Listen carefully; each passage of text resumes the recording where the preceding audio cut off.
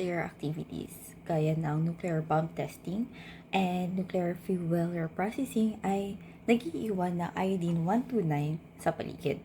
So, ang iodine-129 ay isang stable isotope na may mahigit kumulang na 16 billion years na half-life. Ibig sabihin, nababawasan ng kalahati yung dami ng iodine-129 pagkatapos ng 16 million years. Bukod sa mahabang half-life, established na din ang behavior ng iodine-129. Ibig sabihin, predictable na ang magiging pathway ng iodine-129 pagkatapos itong release sa atmosphere. So, ang iodine-129 ay nagsistay sa troposphere ng 2 to 4 weeks, months to 2 years naman sa stratosphere, and about 40,000 years naman na umiikot with the ocean currents or umiikot sa karagatan.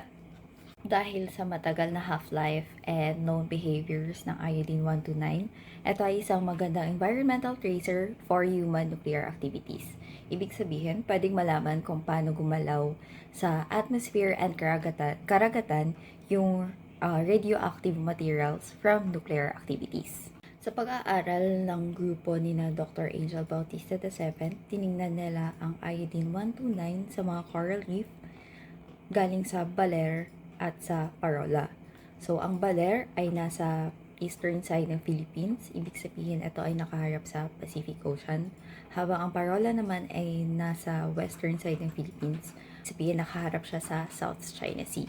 So, sa Pacific Ocean, nandun yung PPG or Pacific Proving Grounds, kung saan ginagawa ng US yung kanilang nuclear bomb testing. Kumuha sila ng coral core at tiningnan ang iodine concentration gamit ang mass spectrometry. Kita sa graph na ito ang iodine concentration ng Baler at ng Parola.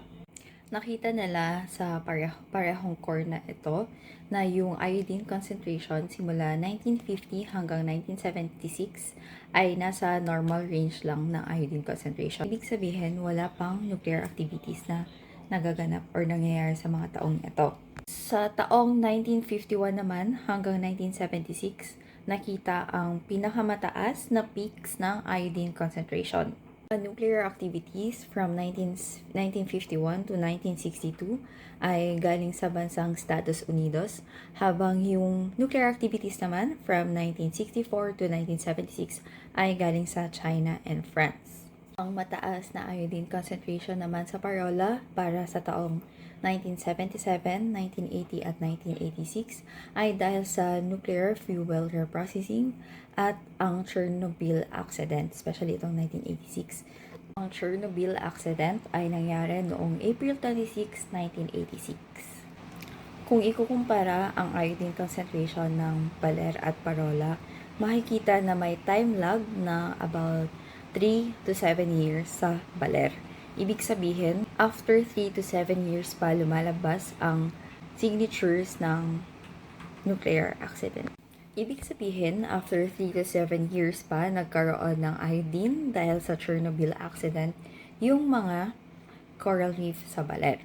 Ang time lag na ito ay dahil sa magkaibang paraan ng pagdeposit ng iodine sa South China Sea and Pacific Ocean. Sa South China Sea ay direktang nade-deposit ang iodine mula sa atmosphere at sa mga ilog na nagde-drain sa South China Sea. Sa Pacific naman, ito ay dala ng hangin galing sa kanluran at pagkatapos ay umiikot dahil sa North Pacific Gyre and North Equatorial Currents. Sa mga taong sumunod pagkatapos ng 1996 ay walang nakitang pagbabago sa iodine concentration sa coral reef sa Baler. Ibig sabihin, walang naidagdag o naibawas na iodine-129 sa Pacific Ocean. Ibig sabihin, walang nuclear activities. Sa Parola naman ay nanatiling mataas ang iodine concentration. Ibig sabihin, mataas pa rin ang iodine concentration sa South China Sea. Isang follow-up study noong 2021 ng same group ay nakita nila na ang iodine peaks na ito ay dahil sa nuclear bomb testing ng United States sa Pacific Proving Ground. At nalaman nila na yung iodine from the Pacific ay na-transport papunta sa South China Sea sa pamamagitan ng North Equatorial Current at ng Kuroshio Current.